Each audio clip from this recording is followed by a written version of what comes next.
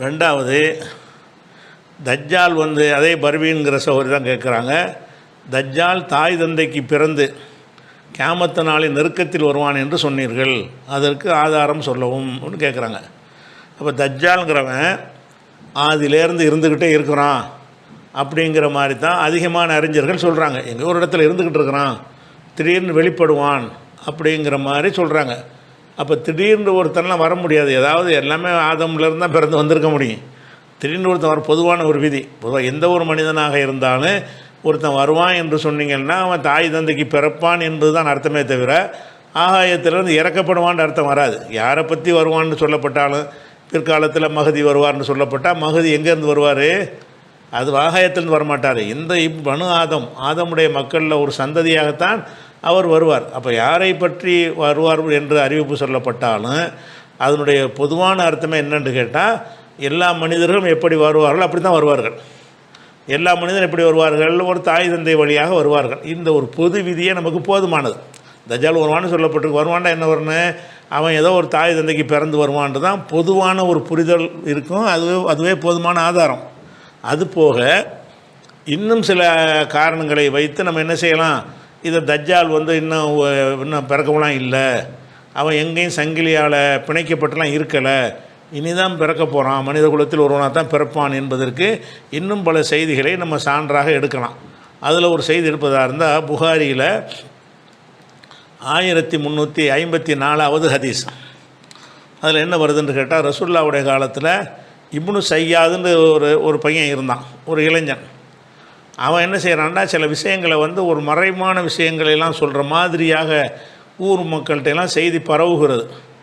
அவன் என்னத்தையே சொல்கிறான், மனசில் உள்ளலாம் கண்டுபிடிக்கிறான், அப்படி இப்படின்னு செய்தி பரவன உடனே அப்போ இதை கேள்விப்பட்ட ரசூலுல்லாஹ் என்ன செய்கிறாங்கன்னு கேட்டால், அவனை போய் பார்க்க போகிறாங்க. அந்த ஒரு பெரிய சம்பவம். உமர்லாம் என்ன செய்கிறாங்கன்னு கேட்டால், இவன் தஜ்ஜாலு தான், இவரை நினைக்கிறார் உமர், இவன் தஜ்ஜாலு, இவனுக்கு நான் கொண்டு விடுறேன் அப்படின்ட்டு ரசூலுல்லாஹ்ட்ட சொல்லுவார். எப்படி கேட்பாருன்னு கேட்டால், தானி யார சொல்லலாம், அல்லாஹ்வுடைய தூதரை என்னை நீங்கள் விடுங்க, அல்ரிபு உனுக்கஹு, அவன் கழுத்தை நான் வெட்டுறேன். இந்த 1354 புகாரியில் வருகிறது. அப்போ ரசூலுல்லாஹ் சொல்லுவாங்க, ஈய குன்ஹு, அவனாக இருப்பானேயானால், இவன் தஜ்ஜாலாக இருப்பானேயானால், ஃபலன் து சல்லத் அலைஹி, அதை கொள்கிற பொறுப்பு உன்னுடையது இல்லை. இல்லம் யகுன்ஹு, அவனாக இல்லை என்று சொன்னால், லா ஹைர லக்க ஃபீ கத்லிஹி, அவனை கொள்றதில் உனக்கு ஒரு நன்மையும் கிடையாது. அப்போ அவர் என்ன செய்கிறாருன்னா, இவன் தஜ்ஜால் தான் என்று அவன் நினைக்கிறார்.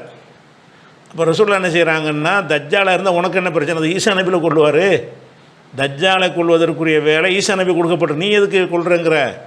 அப்போ அப்படி சொல்கிறாங்க. அப்போ இந்த ஒரு ஹதீஸில் இதில் நம்ம என்ன விளங்குறோம் என்று கேட்டால், ரசூல் ஸல்லல்லாஹு அலைஹி வஸல்லம் இந்த ஒரு பதிலை எதுக்கு சொல்கிறாங்க, அவனாக இருந்தால் அதுக்கு ஈசா நபி கொள்வாங்க, உன் வேலை இல்லை, பார்த்துக்குறோண்டா. இப்போ அவன் இப்னு சையாதுங்கிறவன் தாய் தந்தைக்கு பிறந்து மதீனாவை சேர்ந்த ஒருவனாக இருக்கிறான் என்று எல்லாருக்கும் தெரிஞ்ச விஷயமா இருக்கிறது.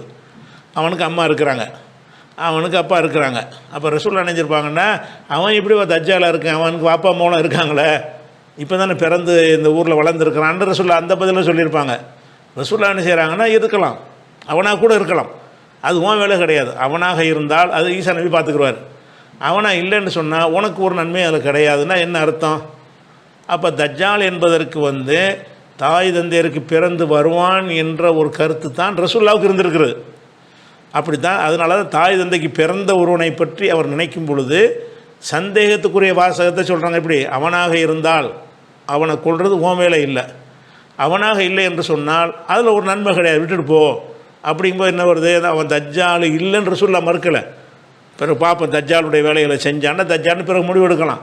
அப்போ அவனாக இருப்பானேயானால் அதை நீ அதுக்கு பொறுப்பாளி இல்லை என்று சொன்னதில் இருந்து இவன் தஜ்ஜாலாக இருப்பான் என்று உமர் நினைத்தார்ல, அந்த நினைப்பை ரசூலுல்லாஹ் மறுக்கலை.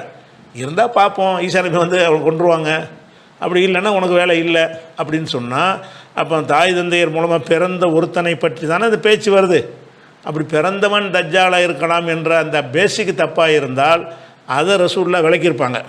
அதிலிருந்து அவன் தாய் தந்தைக்கு பிறந்து வருவான் என்பதைத்தான் அந்த இஸ்லாத்தின் ரசூலுல்லாஹ்வுடைய நம்பிக்கையாக இருந்திருக்கிறது என்பதை நம்ம விளங்கிக் கொள்கிறோம். அதே மாதிரி இந்த ஹதீஸுடைய தொடர்ச்சியில் இது 3055 வருதா, 56 57 கண்டினியூவாக அதே அதே சனதோடு தான் வருகிறது.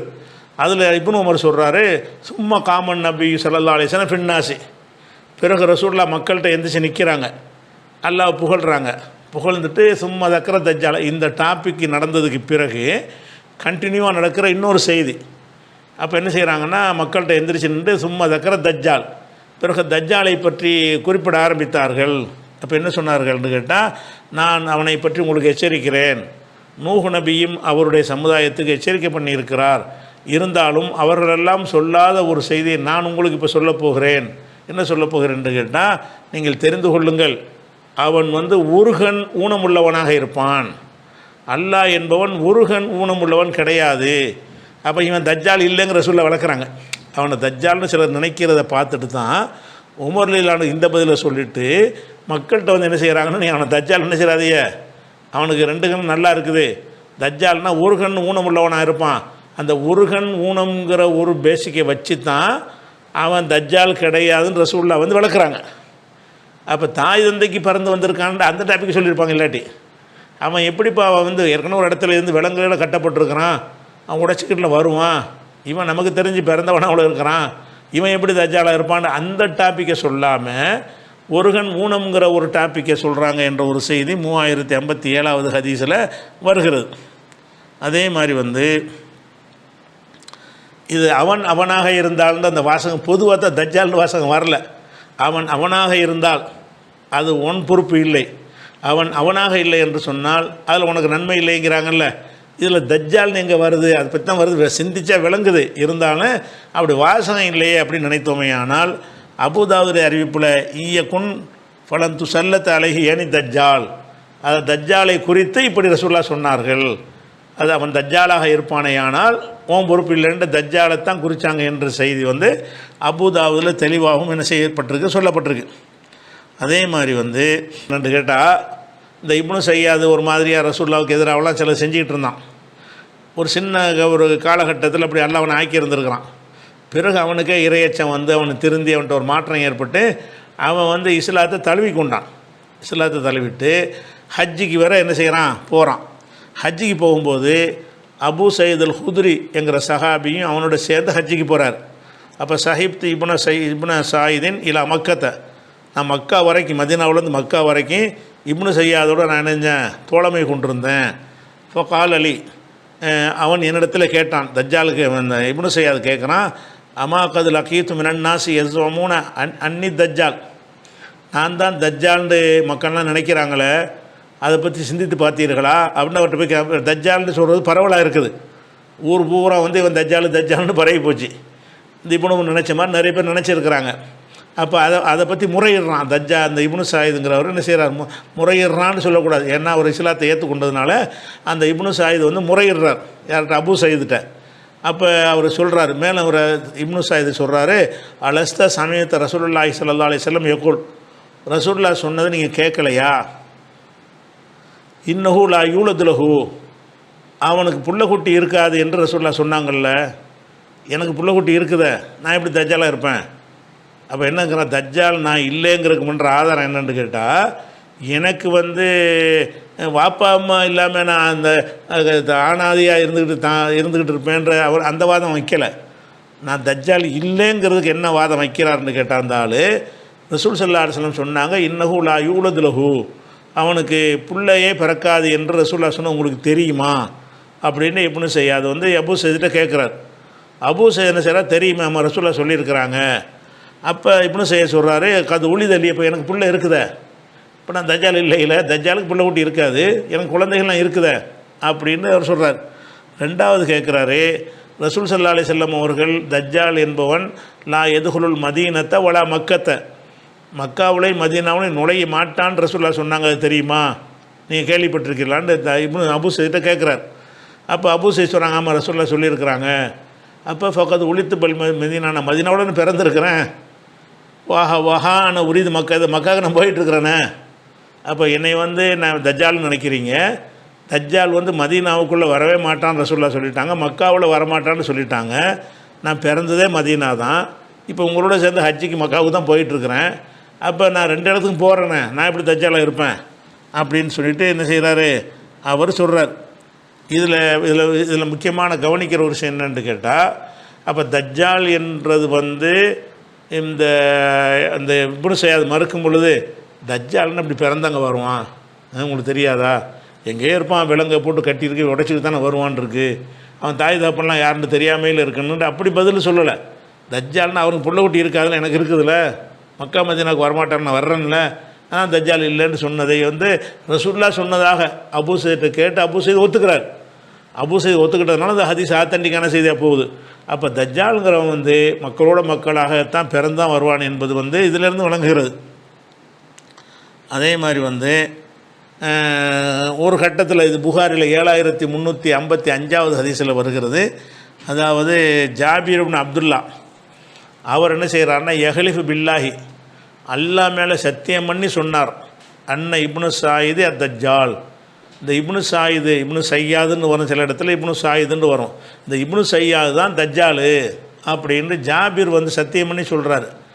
அப்போ அவர்கிட்ட முகமது இப்னுல் முன்கதிர் என்பவர் அவர் கேட்குறாரு, அவர் தாபியில் உள்ளவர் கேட்குறாரு, குல்து தஹ்லிஃபு பில்லா, என்னப்பா அல்லாஹ் மேலே சத்தியம் பண்ணி பயங்கரமான விஷயத்தை சொல்கிறிய அப்படின்னு அவர் கேட்குறாரு.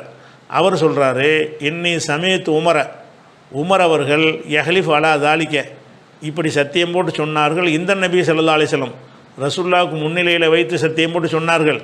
போல இன்குருஹுன் நபி ஸல்லல்லாஹு அலைஹி வஸல்லம், ரசூலுல்லாஹ் அதை மறுக்கலை, இவன் தான் தஜ்ஜால்னு கொல்ல போகிறேன்டார்ல, அவர் சொல்லியிருக்கிறார், ரசூலுல்லாஹ் முன்னிலையிலேயே இவன் தான் தஜ்ஜால் என்று சத்தியமிட்டு சொன்னார். அல்லாஹ் மேலே சத்தியமாக இவன் தான் தஜ்ஜாலுங்கிறார், ரசூலுல்லாஹ் மறுக்கலை, அப்படிங்கிறதுனால நான் சத்தியம் பண்ணி சொன்னால் என்ன அப்படின்னு கேட்குறாரு. அப்போ இந்த இப்னு சையாத் தஜ்ஜால் என்று சொல்லி இப்னு உமர் அவர்கள் நினைத்திருக்கிறார்கள். பிறகு அந்த நினைப்பு தவறு என்பதற்கு நெத்தில் அப்படி எழுதப்பட்டு அதெல்லாம் சொல்லி ரசூலுல்லாஹ் பிறகு நிராகரிச்சிட்டாங்க. ஆரம்பத்தில் இப்னு உமர் அவர்கள் சொன்ன ரசூலுல்லாஹ் மறுக்கலை, அவன் தான் தஜ்ஜால்னு சொன்னது மறுக்கலை. எப்படி மறுத்தாங்க, அவன் தஜ்ஜாலாக இருந்தால் இருந்துட்டு போகிறான், அது ஈசா நபி பார்த்துக்குருவார், உனக்கு என்ன வேலை அப்படின்னு தான் சொன்னாங்களே தவிர அது மறுக்கலைங்கிறார். மறுக்கலைங்கிறதுனால நானும் சொல்கிறது சரியில்லை, தஜ்ஜால்ன்றவனை சொன்னது சரியில்லை. ஆனால் அவர் என்ன ஆதாரத்தை வச்சு சொல்கிறாரு, ரசூலுல்லாஹ் துவக்கத்தில் அந்த உமர் அவர்கள் இவனை தஜ்ஜால் என்று சொல்லும் பொழுது மறுத்தார்களா, மறுக்கலை தானே, அதன்படி நானும் சொல்கிறேன் அப்படிங்கிறார். அப்போ அதில் என்ன விளங்குது என்று கேட்டால், இவன் தஜ்ஜால் என்று நினைக்கும் பொழுது ரசூலுல்லாஹ் நினைஞ்சிருக்கணும், தஜ்ஜால்லாம் எங்கேயே கட்டி கிடக்குதுப்பா, அவனை கட்டி போட்டு ஒட்டச்சிக்கிட்டு ஒரு நாள் வருவான், நீ என்ன போய் இவனை போய் தஜ்ஜாலுங்கிற அப்படின்னு சொல்லியிருக்கணுமா இல்லையா. அவன் எங்கேயுமே இருக்கலை, மனிதனாகத்தான் பிறந்து வருவான்கிற ஒரு கான்செப்ட் இருக்க போய் தான் என்ன செய்கிறாங்க, அவனாக இருந்துட்டு போகிறான்ப்பா, அது இருந்தால் அவர் ஈசா நபி பார்த்துக்கிறவர், உனக்கு என்ன வேலை அப்படின்னு சொன்னால் என்ன விளங்குது, அவன் இல்லை, மனித குலத்தில் தான் பிறந்து வருவான் என்பது எனக்கு விளங்குகிறது. பொதுவான விதி அதுதான். அந்த விதி, இந்த ஆதாரங்கள் இல்லாட்டா கூட பிற்காலத்தில் ஒருத்தன் வருவான்னு சொன்னால் எங்கேருந்து வருவான், ஆகாயத்தில்தான் வருவான் என்று சொன்னால் தாய் தந்தைக்கு பிறந்து தான் என்ன செய்வான், வருவான். அந்த ஒரு பேசிக் இணை வருகிறது. இந்த ஹதீஸ்களை வச்சு பார்க்கும் பொழுது இப்னு சையாத் தஜ்ஜால் என்ற மாதிரியான ஒரு எண்ணம் ரசூலுல்லாஹ்வுக்கு துவக்கத்தில் இருந்திருக்கிறது. வேறு அடையாளங்களை பார்த்து அவன் தஜ்ஜால் இல்லைன்னு பிறகு அவங்க விளக்கிட்டாங்க. அந்த ஆரம்ப காலத்தில் சொல்லும்போது மறுக்காமல் வேறு இருந்திருக்கிறாங்க. அப்போ அதில் என்ன சொல்லி மறுக்கலை, தஜ்ஜாலுங்கன்னு இப்படி தாய் தந்தைக்கு பிறக்க மாட்டான்னு சொல்லி மறுக்கலையில், தாய் தந்தைக்கு பிறந்தவனும் தஜ்ஜாலாக இருக்கலாம் அப்படிங்கிற ஒரு பேசிக்கு மறுப்பு கிடையாது. அது விளங்கிக்கணும்.